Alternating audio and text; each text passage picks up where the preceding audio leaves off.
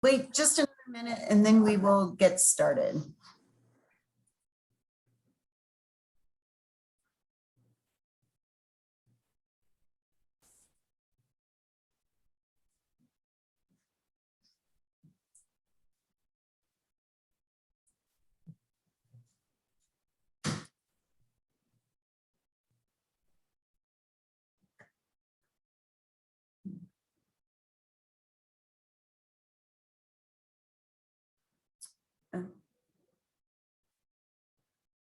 Okay, we'll go ahead and get started, and I'd like to welcome everyone to our briefing today on cutting corrections costs while preserving public safety. I think this topic is particularly timely right now because it seems like everything to do with criminal justice is up for review. And I think this provides a unique opportunity for states to look at their corrections policies and see where changes that can be made that benefit both the community and the state budget. So my name is Mandy Rayful, and I'm the director of NCSL's fiscal program. This is the 5th session of our 7-part spring fiscal briefing series. The programs are all scheduled for Wednesdays at the same time through June 16th, and we've been covering a wide variety of topics. Our 2 remaining sessions include pension investments, and we'll wrap up with a state budget update. We have the link to the entire schedule in the chat, so I encourage you to join us for the final 2 if you can. I also want to acknowledge the Pew Charitable Trust for their support of the fiscal series and for their ongoing partnership with NCSL on state policy issues, including today's topic of corrections costs and public safety. And then a couple final notes from me. So 1, today's session is being recorded, and it will be available on our website by early next week. And 2, this is meant to be interactive, so feel free to ask questions. You can either post them in the chat, and we'll also have time for questions during the program. So with that, I'm going to turn the Zoom over to my colleague, Amanda Essex, also with NCSL, and she will sort of lay out the agenda and kick off the program today. Thank you. Oh, okay, yes, unmute myself. Perfect. Thank you, Mandy, and good morning and good afternoon to those of you who are able to join us today. My name is Amanda Essex, and I work in NCSL's criminal justice program, specializing in sentencing and corrections. And I'm going to start us off with a short overview of corrections budget considerations and highlight a few state examples. Then we're going to hear from Beth Compa with the Pew Charitable Trusts about some of Pew's work in this area. And then the bulk of our meeting is really going to be a conversation between Secretary James LeBlanc of the Louisiana Department of Public Safety and Corrections and Natalie Laborde, his executive counsel. Louisiana has implemented a number of the policy changes that we'll be discussing, and we're going to hear more about the outcomes of those changes. Secretary LeBlanc has been with the Louisiana Department of Public Safety and Corrections for more than 40 years and has been secretary for the last 13 and a half. So we're really excited to hear from him, hear more about his experience. And before I start, I would also like to acknowledge and thank the Pew Charitable Trusts for the generous support they've provided to NCSL and state legislatures. NCSL's criminal justice program has a longtime partnership with the Public Safety Performance Project at Pew. And as Mandy mentioned, we're going to wrap up today's meeting with some Q&A time. So please be sure to put those cues and any comments you'd like to share as well into the chat box. So it used to be that rising prison populations and costs were the norm, but that trend has started to change. The bluish line on this slide shows the growth in the state prison population has been leveling off and even declining since about 2009. Violent and property crime rates, shown by the orange line, are the lowest they've been since the early 1970s. Prisons are necessary to incapacitate the people who commit the most serious crimes, but prisons are expensive, and generally 4 out of 10 people in prison will be released within 3 years. The focus in criminal justice policy in recent years is on ways to safely reduce the prison and jail populations and make more effective use of criminal justice resources while protecting public safety and holding people accountable. This shows us that corrections has represented roughly the same portion of general fund spending for the last 20 years. It's been right around 5 to 6%, and it's really been closer to 5 in recent years. One note on correction spending is it's supported almost entirely by state general funds. On average, only about 2 to 3% of corrections budgets come from other sources, such as federal burn JAG grants, which support initiatives across the entire criminal justice system that are innovative or that replicate evidence-based practices. There's very little federal money and very few federal requirements on state criminal justice systems. So state policy and management decisions are the primary drivers of criminal justice populations and costs. As you can see in this pie chart, the 4 areas that make up the largest segments of state budgets are K through 12 education, Medicaid, higher education, and corrections. In 2019, corrections accounted for 5.2% of state general fund expenditures. So what do these big picture numbers tell us? States aren't necessarily spending more or less on corrections. Rather, they're more effectively managing costs and getting better outcomes. So now I'm going to touch on a few specific policy changes. Incarcerating people in prisons and jails is one of the most expensive portions of criminal justice budgets. One estimate is that nearly 9 out of every 10 state dollars spent on corrections supports incarceration expenses. There are a range of policy levers that can reduce the number of people incarcerated, thereby contributing to reduced costs. Changes to sentencing policies can reduce the number of people sentenced to incarceration. For instance, removing mandatory prison sentences and establishing presumptions of probation. States are also redefining penalty ranges that differentiate felonies from misdemeanors and violations. Legislation passed as part of a reform package in Michigan changed a number of misdemeanor traffic violations to civil infractions. And a fiscal analysis of that legislation indicated that by eliminating jail as a possible sentence, arrests and convictions should decline, reducing jail operation and probation supervision costs. Utah's 2015 justice reinvestment legislation reduced the penalties for most first and second possession offenses to misdemeanors, but they recognized there was a potential to increase the responsibilities for county probation agencies and jails. So they also decreased the penalties for most traffic offenses from misdemeanor to infraction, resulting in little to no jail time. After these changes, an evaluation from the Urban Institute found that the number of people serving time in prison for drug possession dropped by 59% between 2014 and 2018. Opportunities for policy changes that reduce admissions can be found throughout state statutes. A series of bills passed in Michigan following the work of the state's Joint Task Force on Jail and Pretrial Incarceration demonstrate that there are statutes in multiple sections of code that create criminal offenses. As you can see here, changes were made to codes related to public health, vehicles, schools, natural resources and environmental protection, and even the state's railroad code, along with the Code of Criminal Procedure. Policy changes can also reduce the length of stay in prisons and jails. For example, expanding the availability of earned and good time for incarcerated people and establishing a presumption of parole. Sentence credits are in place in 42 states, with at least 33 states having statutorily established good time policies and 34 states with earned time in law, meaning people participate in or complete productive activities such as education, treatment, and work programs to earn time off their sentences. Utah's earned time policy resulted in a 1-year decrease of 106,578 incarceration days after implementation in 2016, and more than 54,000 days cut each of the last 3 fiscal years. Healthcare costs accounted for around 20% of prison expenditures in 2015, with states spending $8.1 billion on prison healthcare. Creating and using medical and geriatric parole can reduce the number of incarcerated individuals and reduce the associated healthcare costs for older people and those who are medically vulnerable, which was particularly important during COVID. California expanded its geriatric parole law in 2020, lowering the minimum age from 60 to 50 and reducing the minimum time served requirement from 25 years to 20. An analysis of that expansion from a company called Recidiviz found that an additional 779 people would become eligible for parole review, and the state could save between $133.8 and $207.5 million over 5 years.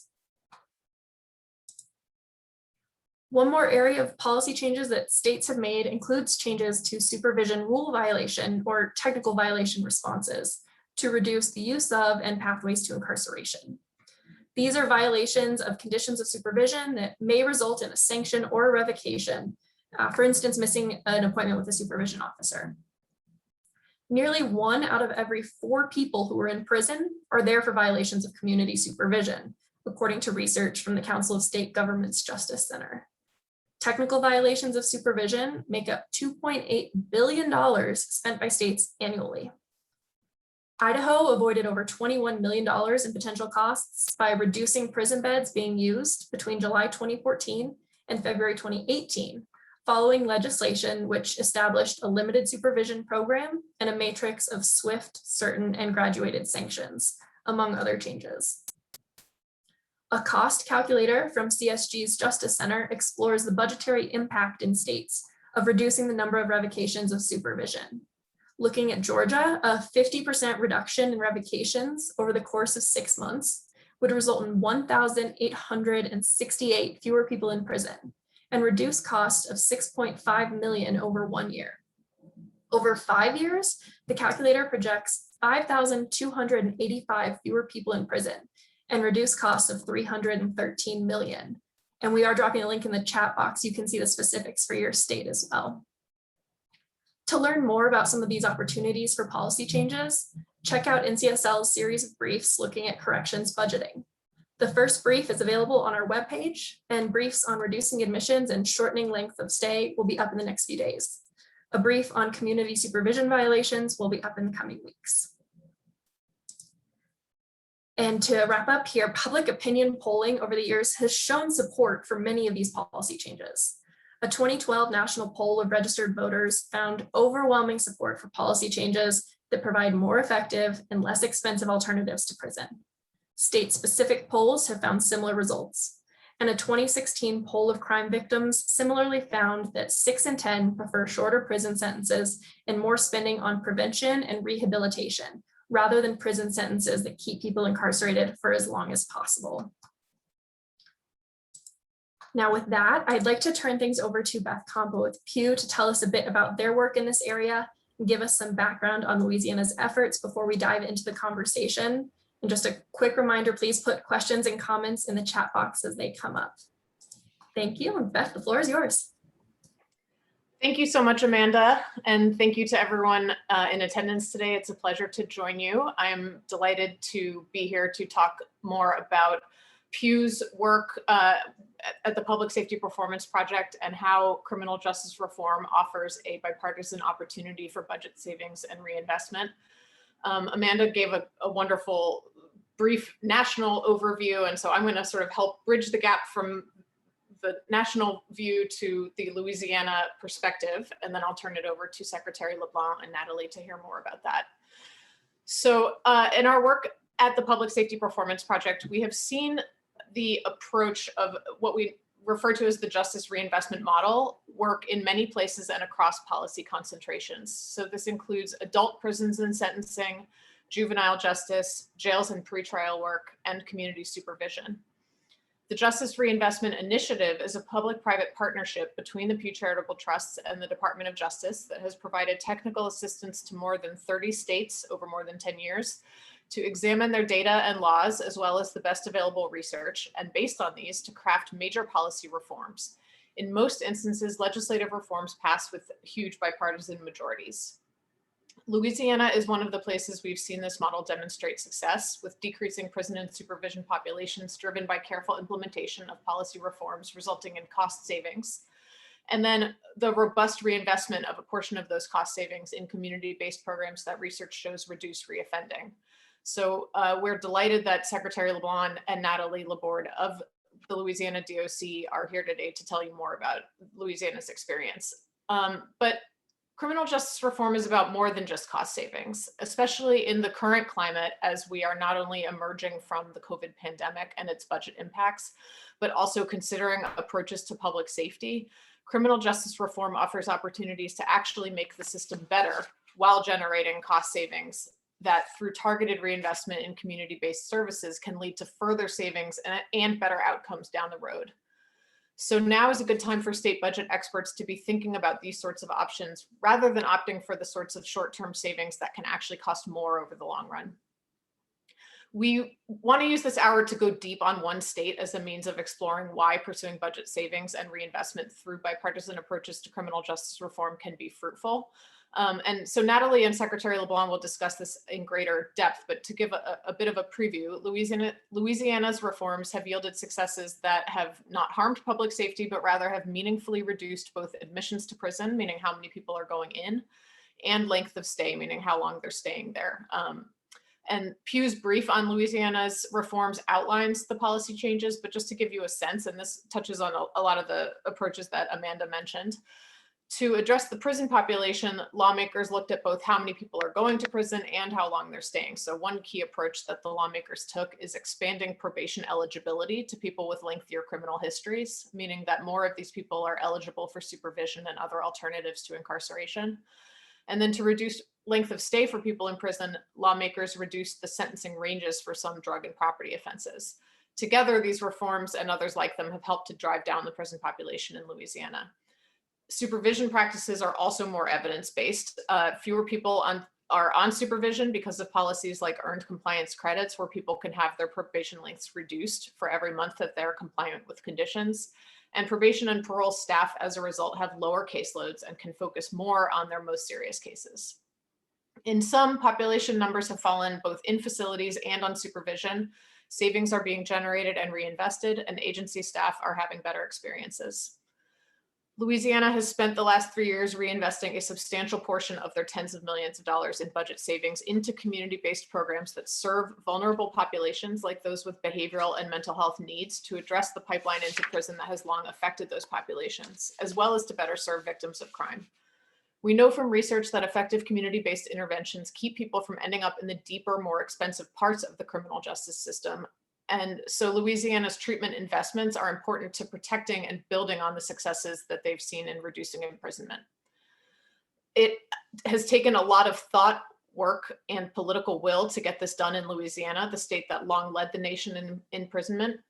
Secretary LeBlanc and Natalie and the leadership of DOC were instrumental in Louisiana's task force process in 2016 during the 2017 legislative session that culminated in the passage of the 10-bill package, and ever since, leading the work to implement these significant changes. So without further ado, I am happy to turn this over to Natalie and the Secretary to tell us more about their work. Thank you.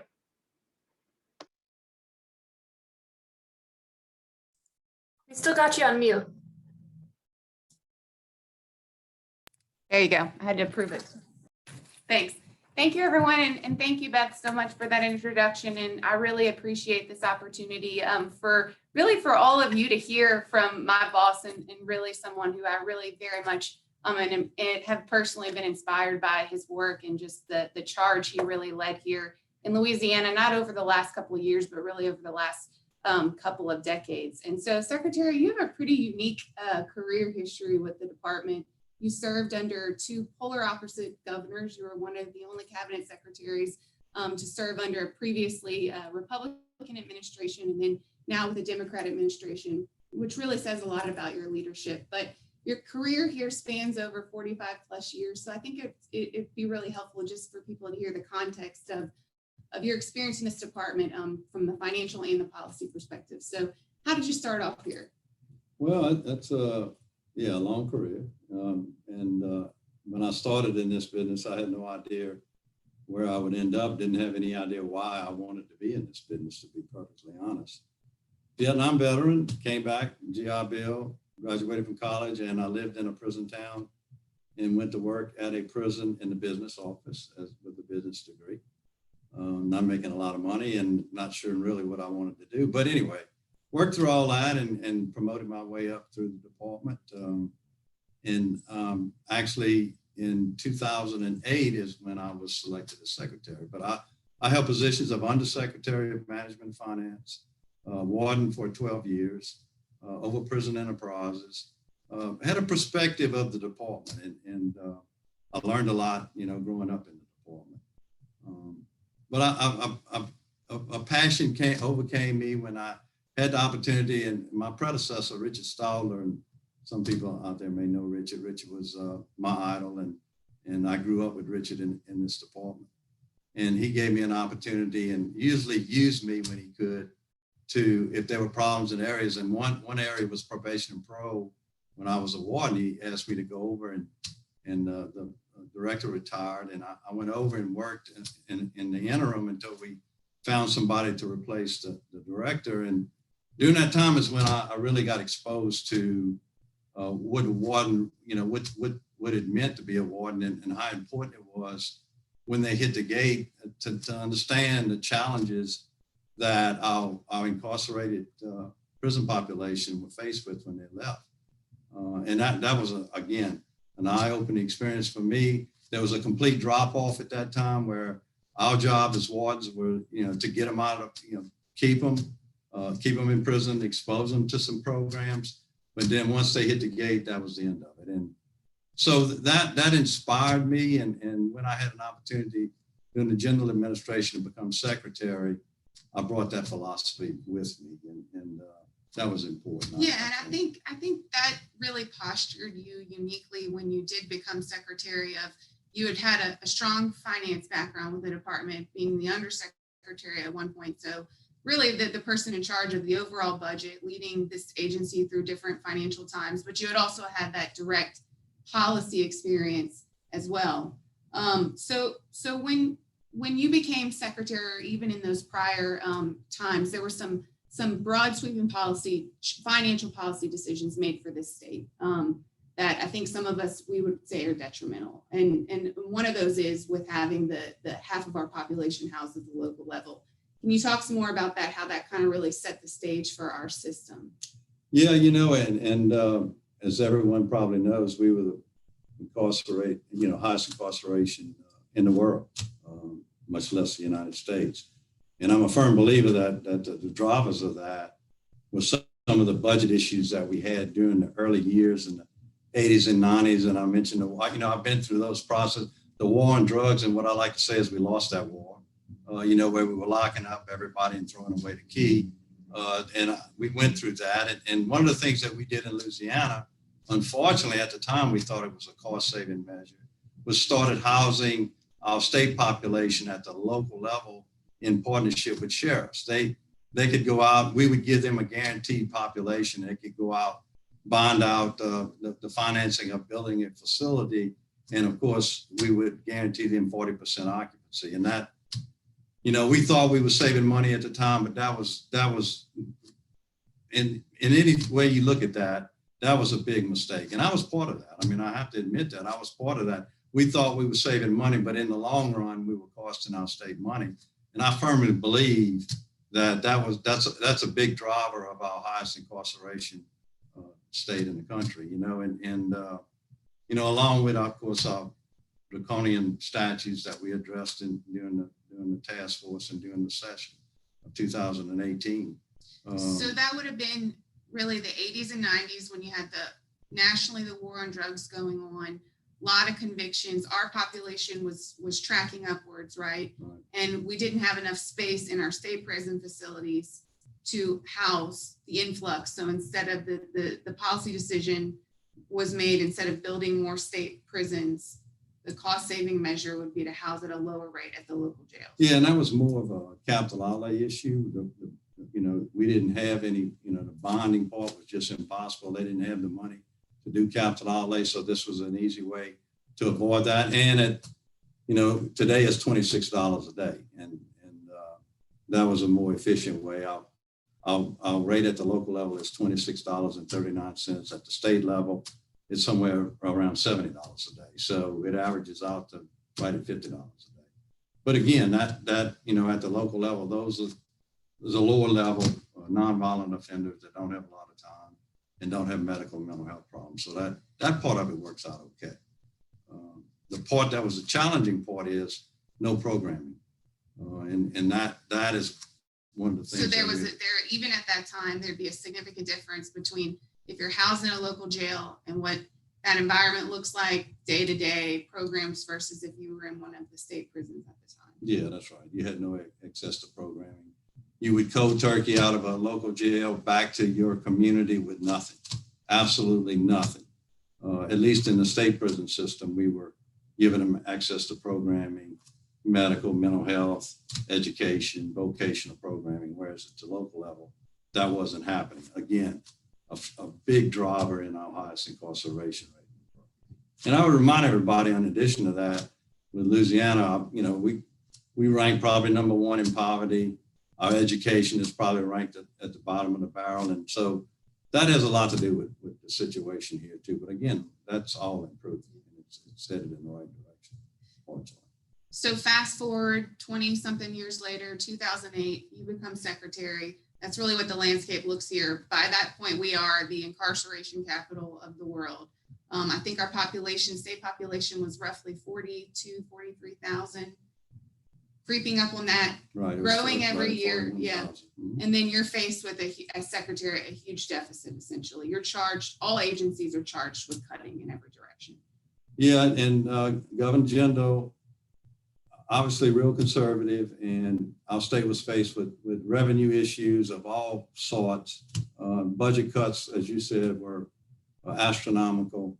So how can we cut budgets? We did all sorts of things internally with the state, with closing towers, going to electronic fences, doing a lot of those things that impacted the salary side of things on personnel. But we closed 4 prisons. And again, I think was a mistake because we closed 4 prisons in 2 ways. One was double bunking at our other state prisons. In other words, just moving them and overcrowding at our other state prisons. And the other was pushing them down to the local level, back into those levels where there's no programming. And that again was something that was a wrong move. So in the immediate, you may have seen some reduction in your cost, but you're sacrificing potentially the public safety. And then ultimately what we'll talk about a little bit more is the cost, the long-term cost of people with less programs, less opportunities. More likely they'll come back to prison once they release. Yeah, and one of the things that came out of it too was GYMS, yes, the government fishery management system that, and of course we were telling the administration that if we get access to programming at the local level, then they're going to earn good time and it's going to reduce our prison population. So they brought in an expert and they did an evaluation on that and agreed. And so they allowed us to invest $8 to $9 million in reentry centers at the local level. And that started in 2012. That was before criminal justice reform. And we saw, that's when our prison population, we saw just giving them access to roughly 8 reentry centers. If you discharged out of a parish jail, you went through a reentry center and got at least some exposure of IDs, just the little things that make a big difference when you leave a prison system, helping them with jobs, a place to live, and all the things that are required if you're going to survive when you get out. And that worked. And yeah, so that's what, I mean, you got a little bit ahead of me, but to talk about how that very difficult situation in an attempt to cut costs also presented a unique opportunity for corrections, where you were able to pitch the idea of actually, if we invest money rather than cutting it, we could see a real measurable savings. No question. Which was the creation of the reentry centers in local jails. That's right. That began that population, and our population began to decline in 2012 and hasn't stopped declining since then. And that is because of the revamping of our system to accommodate those at the local level in many different ways. And I know we'll get into that in a minute on the reinvestment side of things. But so on a small scale, what you proposed essentially was, if we actually invest additional dollars into some of these larger parish jails to create programs, have instructors, et cetera, people get access to programs that in turn, you earn more time off of your sentences. Yeah, exactly. I mean, and the key word there is invest. And that's the term that we use a lot in justifying the things that we're doing. It's an investment and you get a return in your investment. And we're obviously a state that shows that. Yeah. There's no question about it. We're on the verge of cumulative savings of $77 million in 3 years.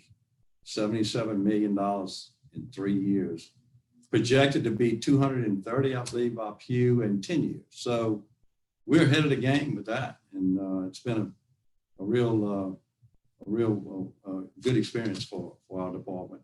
And as was mentioned earlier, I think by Amanda, that this is not just about the money, it's changing lives. That's what's important in this, is that it changes lives. It makes a difference in people's lives with jobs, and supporting their family and the things that they need to be doing out there. And ultimately all that ends up in a reduction in public safety. So going back, and you touched on it, moving on to about what we did with Justice Reinvestment Initiative. So the GEMS initiative, which allowed Secretary on a small scale to start investing in the local level, to see the measurable reduction in the population, which in turn meant we were paying less money for people to be housed at the local jail. So you measure that reduction by the reduction in costs for the less people being housed. That really set the stage, I think, for 2015 and for the argument to the state as a whole. This is something we need to adopt as a large scale policy change, top down, governor pushing for our state. And so when we started going back to 2016 with the Justice Reinvestment Task Force, you really honed in on what you thought were the three drivers as to why we were where we were in terms of still having the highest incarceration rate. You touched on one of them, which is having housing half our population in local jails. And the other ones were the sentencing laws, I believe, and then also probation and parole. And can you talk a little bit more about that? Well, I mean, obviously revocations and probation and parole was, it was just, that was feeding our system. And a lot of it for non-violent technical violations, all the things that can drive your prison population, and it was happening. And look, I think when we talk about the task force and being chair of the task force, it was a good representation, from crime victims, sheriffs, judges, legislators, victim advocates. It was a good representation. And I think what we could show them was what was working was the reentry centers. And of course, Pew being involved in this with the stats and the data saying, look at Florida, look at what they're doing. We have the same crime rate as Florida, but we were locking up twice as many people as the national average.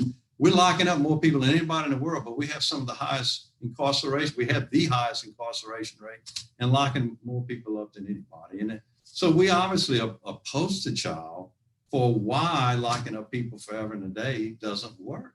It's not working, and it wasn't. And that's really the bottom line in all this, is that this is an investment in people's lives, and people need to understand that. It's, if they come to us and we don't make a change in their life, the crime rate is going to stay where it is or get higher. And we're seeing a difference, and that was mentioned earlier in the presentation.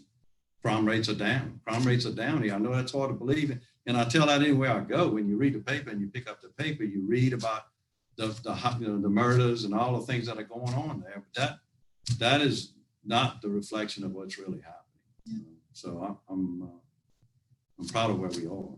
Really. And honing in a little bit more on the probation and parole side. Mm-hmm. So as you mentioned, we were faced with, all right, more than 50% are coming back. So that's telling us ultimately, if they were in prison, something isn't working, because once they get out, they're coming back to us. And one of the things that Pew worked with us closely on in the task force was the idea of, just like we have in prison, where you have an incentive to comply and then work, earn good time and time off of your sentence, to institute the same thing on the probation and parole side. So to allow people to earn time off of their supervision.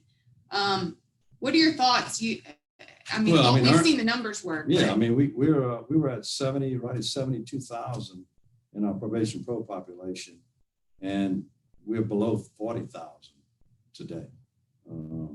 So you're talking about 25, 30, and that's a big part of it. And remembering that the recidivism for someone who gets off of parole successfully or probation is at 20% versus 45% after 5 years. That's again, why not? And look, you can't forget culture here. We haven't talked about that, but culture shift in a department like this is it's difficult, and you have to be patient. You have to be very patient, but it is a culture change for the staff in probation parole, our correctional officer staff, and bringing them on, communicating, all the things that need to happen in a big department like this with 5,000 employees. You have to be very careful how you make moves and when you make those moves. And thank goodness for staff like yourself and all the staff that I have working around me that have done a great job in making this work in Louisiana. I mean, it's really a lot to do about you guys and what y'all are doing and the passion that y'all have. Well, so going back to the track on it. Hey, no, get me off track.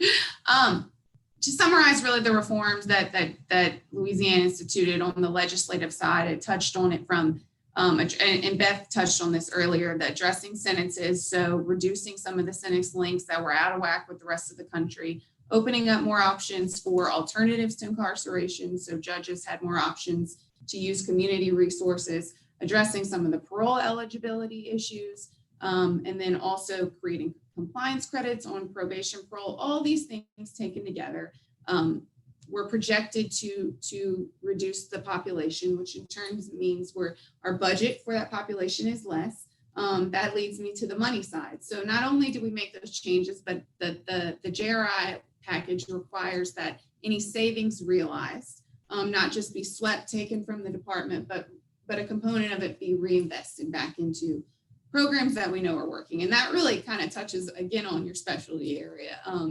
And was that exciting for you in the sense of you'd had so many years where you're scraping to find money to invest in things, and now suddenly you're faced with a pot of funds? Yeah, I think that the note behind all that is that legislation was passed that mandated that the money be invested back into the department. 30% goes back to the state general fund, and then 70% is divided up between crime victims, community grants, DOC, and ultimately the second year was Office of Juvenile Justice.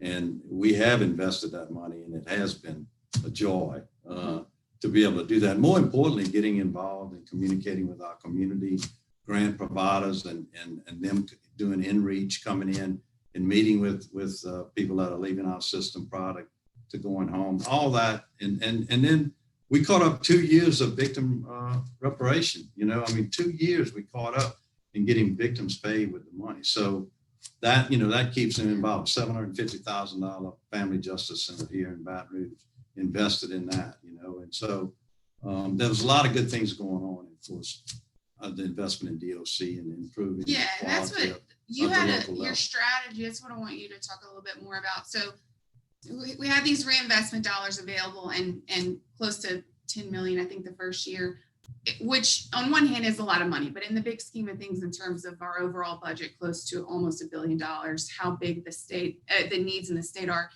it's a small pot that you had to strategically focus to get the biggest bang for your buck. And you took the tier 1 parish approach. So kind of talk a little bit more about that. Yeah, you couldn't spread the money out too thin because it wouldn't do any good. Right. So we concentrated on the larger areas that were feeding the system. Orleans, East Baton Rouge, Jefferson Parish, Caddo Parish, Shreveport, and the Monroe area. There were 5 areas that were basically almost 50% of our prison population. Right.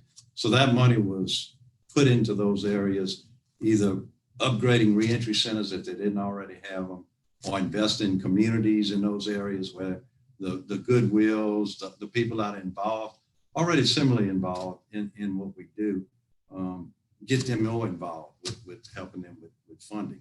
So yeah, we strategically invested the money the first year in those 5 areas. Second year went to tier 2. We went to 7 additional parishes.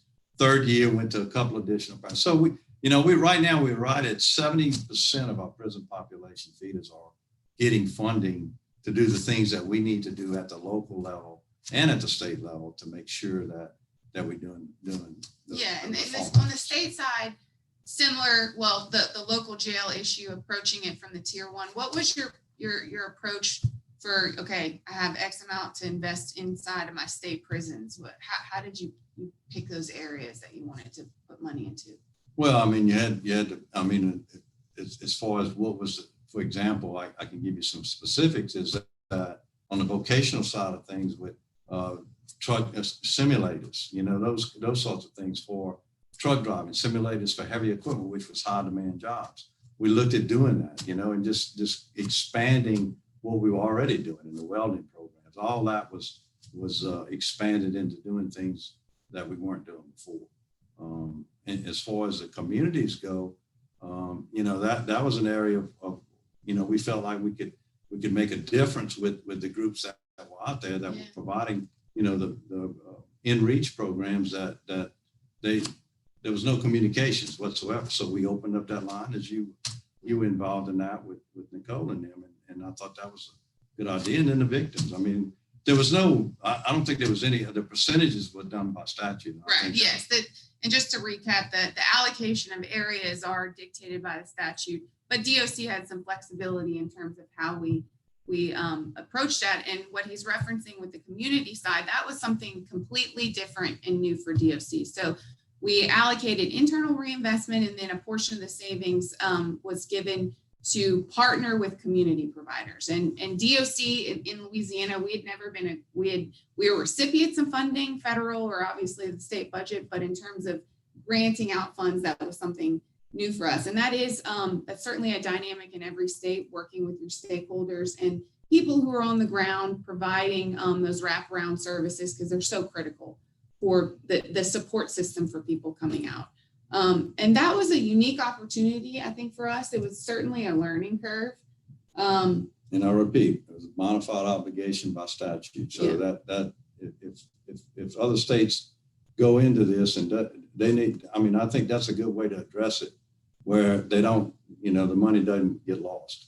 To reiterate, he's when the statute that was created recognized the savings generated from that reduction in population, and then protecting it, ensuring that the money is actually reinvested. Because if you don't have those protection mechanisms, we've all seen, how the appropriation process works and things get swiped, moved elsewhere. But, now we have to carry the money forward every year. And we have not had one vote against carrying this money forward, because they see the results. They see our prison population down. They see our probation and parole population down. They see our incarceration is going from 870 to less than 600, 580.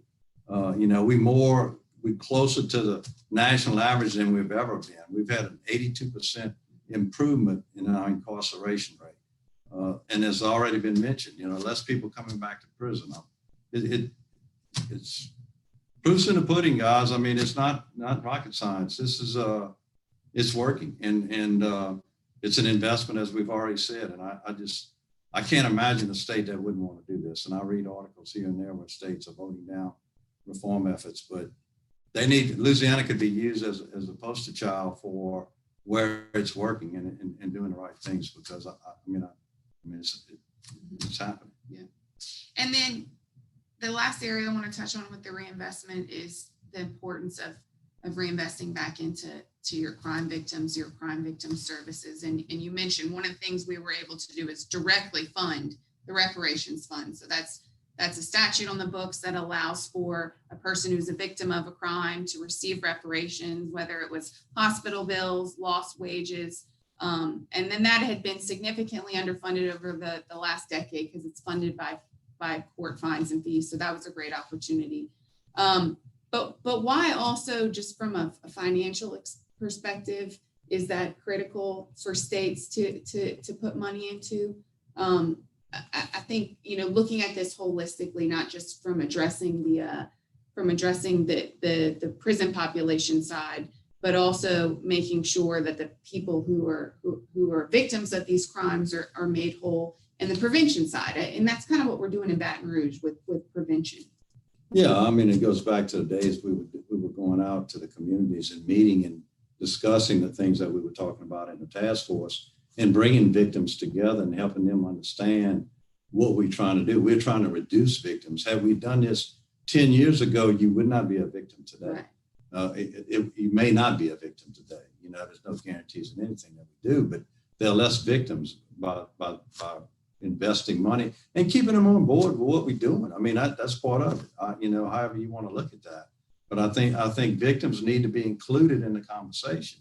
And one way to do that is investing in victims and showing them that we want to be a part of what they're doing and help them get on their feet. I mean, that's important. So, I mean, it's not. Yeah, I think it's just something that kind of gets lost in the conversation a lot of times when states are addressing the policy side of reducing the population. Often, you know, the victim side gets overlooked, not intentionally, but we can't stress how important that is overall to passing reforms in your state, and just making sure that side of groups weigh in. So here we are, we're roughly 3 to 4 years out of our large scale justice reinvestment package. And I think every year we're right in the middle of our legislative session. So we're always playing a little defense, I find, every session. There's the first year, I would say the first year after the changes, there were a lot of different bills in every direction to just kind of poke at individual changes we made, whether it was sentence changes. And that's kind of tapered off, but now there's kind of more like pieces that pack a punch. For example, this year with a truth in sentencing. So-called truth in sentencing. Yeah. And I think you bring a really good perspective this as having been a warden. So you've worked firsthand inside a prison system, and the back to the tough on crime, and ultimately why that may not yield a better, more safer environment. Basically efforts to unwind what we're doing. I mean, you know, I think it becomes an issue of, and we still, one of the big areas for Louisiana is the lifer population. You know, we have 4,600 lifers. We have more lifers than Texas, Mississippi, Arkansas, and Alabama. I believe those are the states combined. So we don't have life with parole in this state. It doesn't exist. And so there are some pushes to address the lifer issue. And I think the DAs, when that happens, then the DAs see, well, if you want to push that, then we're going to push this. And part of that is what happened with truth in sentencing is that, you know, you go back to 85% mandatory, you know, no one's doing 85% of your time versus 35 for $9. And they made that attempt, but they worked that out, you know, but all in all, I don't, you know, the push hadn't been that great. I think because of what's happening, of the, you know, the results of the investments that we've made. I think they're seeing it, and in general, we've not had any big pushes. I mean, there's been some, but again, most of that is, I think, is revolving around still trying to improve that side of things, which we need to improve. There's no question about that. There are things we need to do, and I mentioned that to the Sheriff's Association. Why don't we at least, if it's not prospective or not retroactive, but prospective, let's have life with parole. I mean, why can't we have that in Louisiana? When you do the sentencing, then it's there if you can use it between the DAs and the victims and defense attorneys. So, you know, that's something can be worked out. But all in all, you know, I think people are on board with what we're doing in Louisiana. I think the press is helping out. I think they help us to some degree in that regard, understanding that, you know, Louisiana needed reform, and we've had it, and we're working on it, and we'll continue. And you bring up another cost saving measure or issue with a high cost is the older population. So with Louisiana being one of the remaining states that life means life, you have an elderly aging population that comes with a lot of medical care expenses. And our reforms, for the most part, addressed your nonviolent, shorter serving. But this was an area that you do hope in the future Louisiana will address as we see the fruit of the other changes. I do. I put that on the table during the task force, and it didn't stay on the table very long. If I was going to get anywhere, I could see that I was going to have some issues, and I had to take it off the table to some extent. We did the 70s group where they did have life with parole when you took it away from them, and we got it back. So that was a kind of crack in the door. So I think as we see those successes with the parole project, the people that are out there working with these guys, they're not coming back. they're not recidivating. When they get out, if they get a chance to get out, they don't come back. And we see that, and I think everybody sees that, and that's important. So again, when I went back, when I talked about being patient, we have to be patient here and making sure it's the right time and doing the right thing. But hopefully before my tenure's up, we'll have some things to do to address that. I made a few notes for next year's session already. The things that we need to be doing and looking at to make some changes for that group of people. We lose about 10 a month that die from natural causes. And I mean, I was at State Penitentiary yesterday making rounds in the hospital. And I'm telling you, if you could see a video, if I could show y'all what's in those beds at the hospital at Angola, what's in our hospice program at Angola, you would wonder why in the heck, if nothing else, why are we spending that kind of money, first of all, where they could be out and be with their families and be on Medicaid or Medicare at least, not on our dime. And that's not the best way to look at it. For the people who are the most incapacitated, is it the best financial policy for a state to have them in that prison setting versus a healthcare setting? And I think that's what where they're not a risk to public safety. Yeah, that's right. And states, we would definitely, advise states to consider those things. That's something we did within our reforms, medical treatment furlough. So allow, right, when you transfer someone out into a hospice type of setting, you can draw down the Medicaid dollars. So, that's just the financial component. There's certainly the public safety, but that's certainly something that other states can look at as well. Well, lastly, I think really to just solidifying everything that we've done. And you talked a little bit earlier about the culture change and just many shifts that have gone on in our department. I think your focus now is more on the correctional side, the staffing side, ensuring that you have quality people. So that involves petitioning for pay raises, for higher increases. But ultimately that leads to quality services and hopefully, better prepared people that are coming back to our system. I know we're probably getting close to running out of time here, but just real quickly, retention and recruitment of staff, that's a national issue in every state. As far as I'm aware, I don't think there's a state not dealing with that. We do have in our budget, and got out of Senate Finance Tuesday, a pay raise for our correctional officers, which is a 10% pay raise, plus some retention pay per hour pay if you show up, which we need, and it's important. And the important part of that is if we can attract better staff to our gates to interview, that's going to have an impact on the people that are incarcerated. It works both ways. It's not just about the staff getting more money. It's about getting the right people to interview. And the contraband is a big issue. Introduction of contraband, unfortunately, it's staff related in most cases.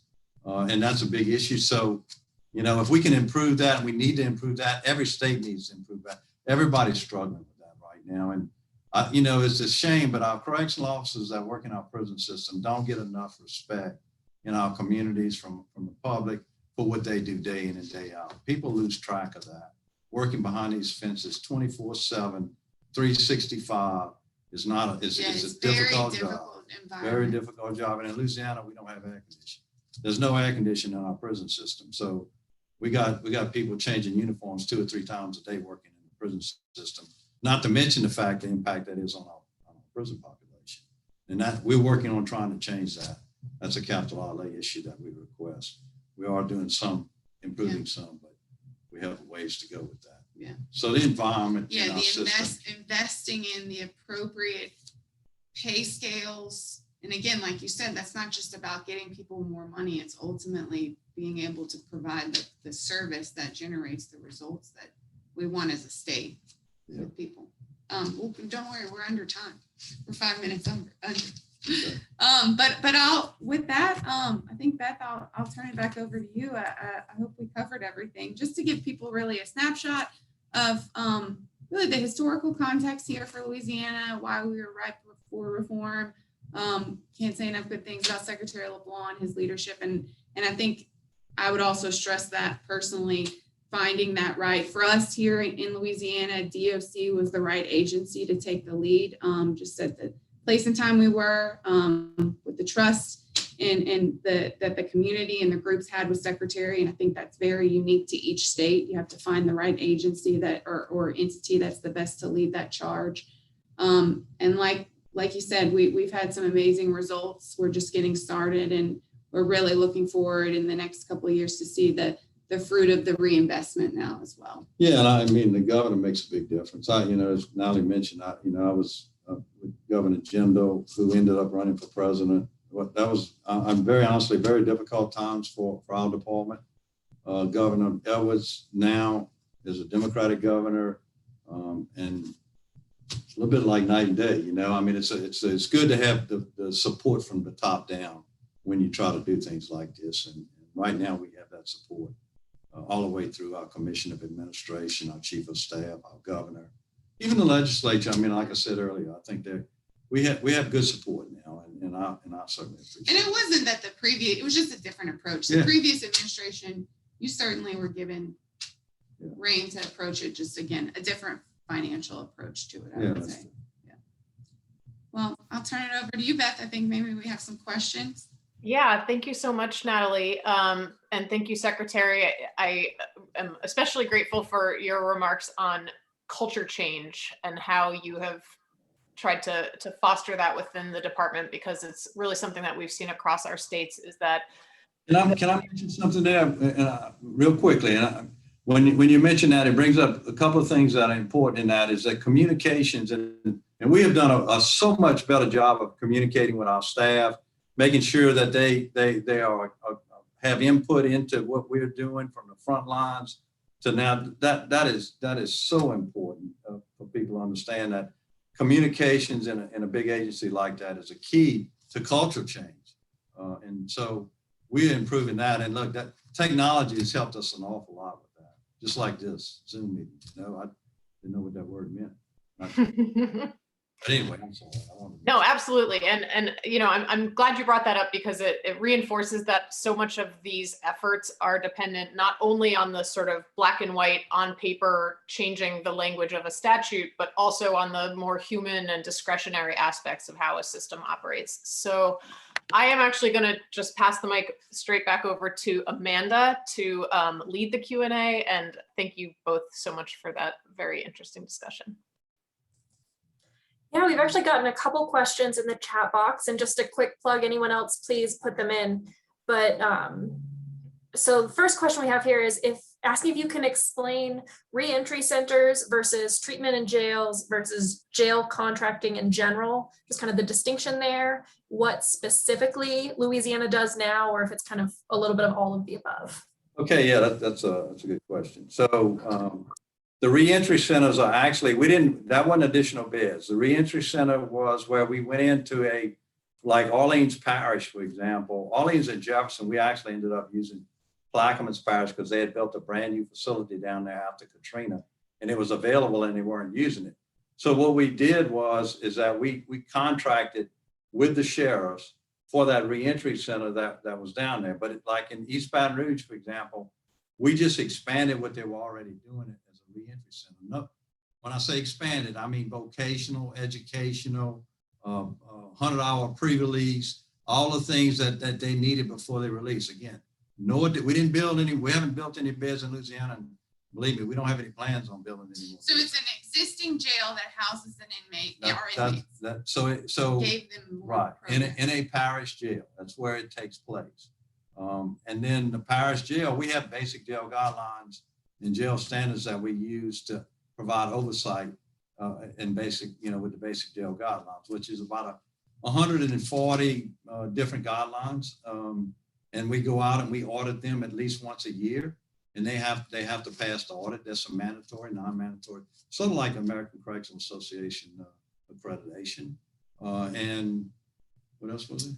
Well, when we say we designated a region as a reentry center, so it would be a place where they were just going back to when we started this. There is a parish jail that houses DOC inmates. Now, when it's a reentry center, that means the person in that bed in their last 6 months prior to release is getting a gamut of programming, pre-release programming, to prepare them for reentry.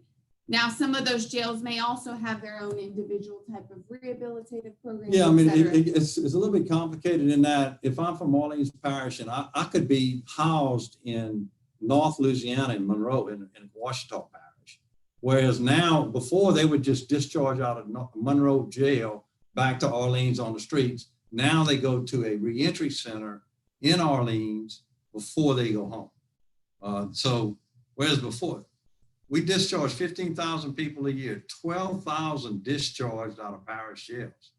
All of our prisoners were discharging out of parish jails with nothing. I mean, with nothing. I mean, that's what we need. That was a driver for us, you know? And so, again, it wasn't rocket science. I mean, my first thought came to mind, why can't we do reentry centers and at least provide reentry centers before they go home for 6 months or a year, whatever it takes. But you got to have turnover so you can keep beds, keep them moving, you know? So that's what the reentry centers were. And I think the takeaway for another state whose system looks a little bit differently is, bottom line, taking, if you have funds to invest into putting it into pre-release reentry programming. So that last 6 months prior to release is really critical in making sure as many people as possible get some reentry programming at the minimum before they leave. And we didn't talk a lot about probation and parole, but again, probation and parole is the key to all this too. I mean, you got to have them on board. And we talk about culture change. That's another bigger issue. And we've had that in probation and parole. It's been a complete turnaround on how they operate now. I want to make them successful, not I want to put them back in jail to make my job a little easier. So that's changed things, and you can see the difference. You can see a big difference. Well, and that's one question. Sorry, Ellen, I'm going to ask yours next. This is one that has kind of a burning question for me as you're talking about that culture changes. How did you foster that? How did you encourage that? Because yeah, for any of it to work, you have to have buy-in. So how do you do that? Helping them understand why you're doing something. Helping the staff understand why you're making changes. This is what's going to happen if we make these changes. Your job is going to be better off. You're going to be better off. You know, it's like the other night I went to a probation and parole district office where we're piloting 18 and 24-year-old that are on probation or parole. And I look out in the audience and there's about 15 to 20 guys sitting out there, all African-Americans between 20 and 24. And I explained to staff, they need our help. They need help. And so why wouldn't we want to make a culture shift here to help these people? You know, I mean, that's a simple way of putting it, but that's the way it works. And so that and training, you know, I think training is important in all this and getting them on the right track. We have turned our training over. We're in the middle of completely overhauling our training in all the different areas, including our leadership training, wardens training, security officer training, that getting them exposed to the culture before they hit the post. Did we lose them? Well, so then another question we've gotten here from Ellen Rabin is, what were the biggest political challenges to passing these reforms kind of initially, and how were they overcome? I think you can really give us great perspective as kind of being one of the heads of that JRI work in your state as well. Yeah, I think it goes back to what I said on the task force, having the right people on the task force. There were conservatives and there were Democrats and Republicans, a little bit of everybody on that task force. And we came to a consistency to include DAs, which is important. And you know, if you get the DAs on board in this environment, that helps a whole lot when you get to committees. But I think the task force helped that. I think we didn't move the needle too far. We were fairly conservative, if you will, in our approach, discussing the nonviolent and not the violent. That opened the door to move us a little further along down the road. So, knowing what you can do through the legislature is important, and I've been around for a long time too. Yeah, I think having the task force consisted of all the different political stakeholders from every side of the spectrum. Probably the biggest initial opponents would have been the district attorney, somewhat the sheriffs, but we were able to work with all of them on their concerns. And then certainly I think what was so critical here is having the support of the business community. Right, for us here in Louisiana, it was Smart on Crime, Right on Crime. Those groups really seeing the fiscal component of it and just better use of tax dollars. And it really ultimately became a bipartisan issue, I think, for that reason. You had those moments where you had the ACLU, you had the ACLU, the DAs, and then the business community all up at the table, all in support of the same bill. So it was pretty monumental in that sense. Yeah, and Pew obviously was a big help. I mean, as I said earlier, we couldn't have done it without them. They helped bring people together. Yeah, the data. And meeting with the right people and providing the data and showing what other states are doing. That helped a lot, and saying, look what they're doing in South Carolina, it's working. So they could bring that to us and show where it's working in other states. I think that was important too. Wonderful. Now, as we're talking about some of Pew's work there, I do want to ask you a question, Beth. As we keep talking about justice reinvestment, and we're hearing this from Secretary Natalie as well, the importance of the reinvestment piece. So can you maybe tell us a little bit more about some of the approaches other states have taken when it comes to this reinvestment?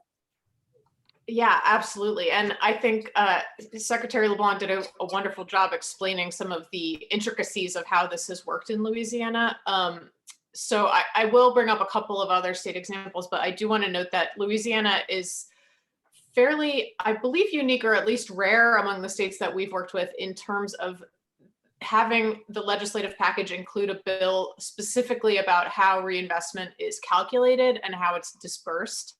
And so Secretary mentioned this, but so I won't spend too much time on the detail, but it does have a sort of schema for how to calculate the savings, and then what portion of them gets reinvested where, what portion goes into the general fund, and that sort of thing.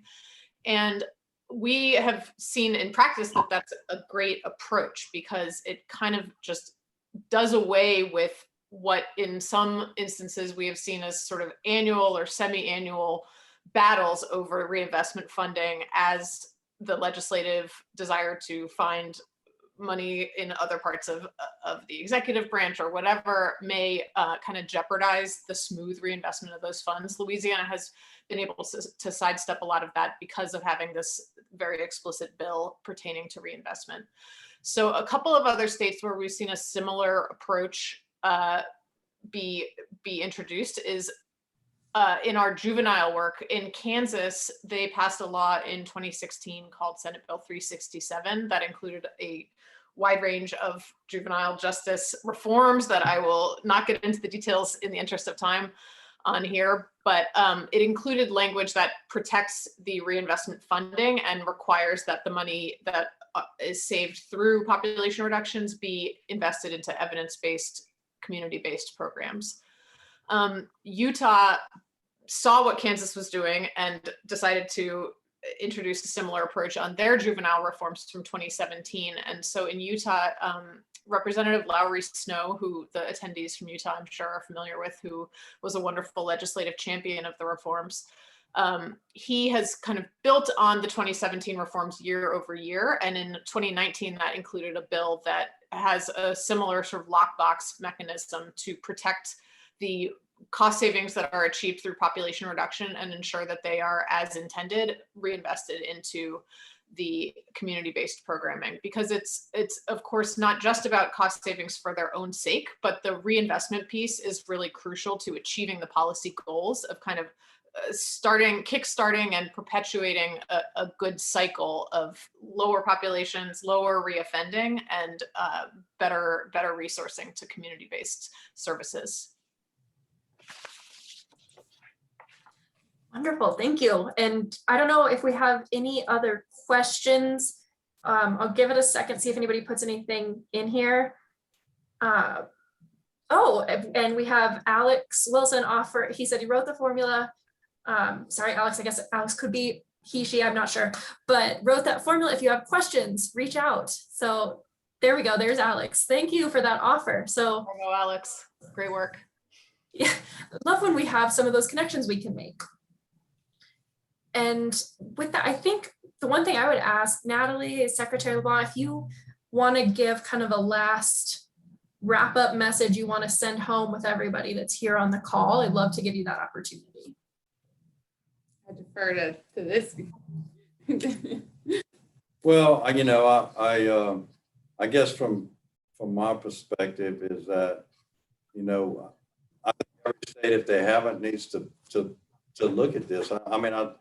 If they haven't looked at justice reform, they need to. And I would offer my assistance in any way that if I could help. I think Louisiana's a better place because of what we're doing in this department. And, I think people are seeing that, and it's important for people to know. And, it's like, the money helps.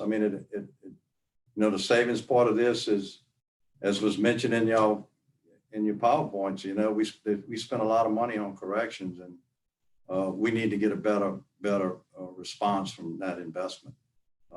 And I think this is a good way to do that, in my opinion.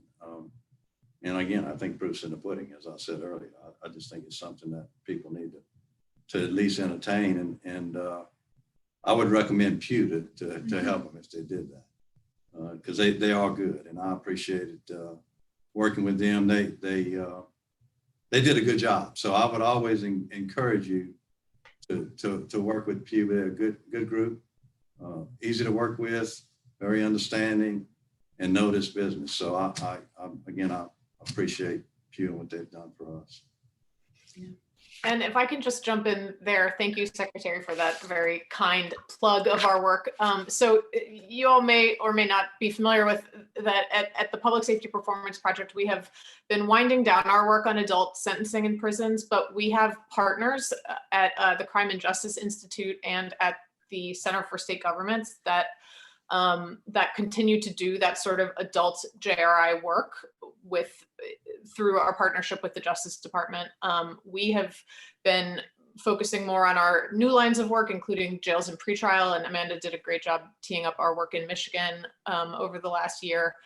And we continue to maintain a focus on community supervision as well. So please, anyone who is curious about learning more, of course, feel free to poke around our website. I'm more than happy to have you reach out to me. I'll put my email in the chat. But if you are interested in learning more about the justice reinvestment model and sort of how some of this might be brought to bear in your state, please don't hesitate to reach out. And thank you again to NCSL and Amanda and Secretary LeBlanc and Natalie. Thank you, guys. Thank you for having us. Yeah, and I'd like to echo the thanks. We really appreciate our wonderful speakers today. I really enjoyed the conversation that we got to hear. And I think with that, I'm going to go ahead and turn it over to Mandy for some wrapping up.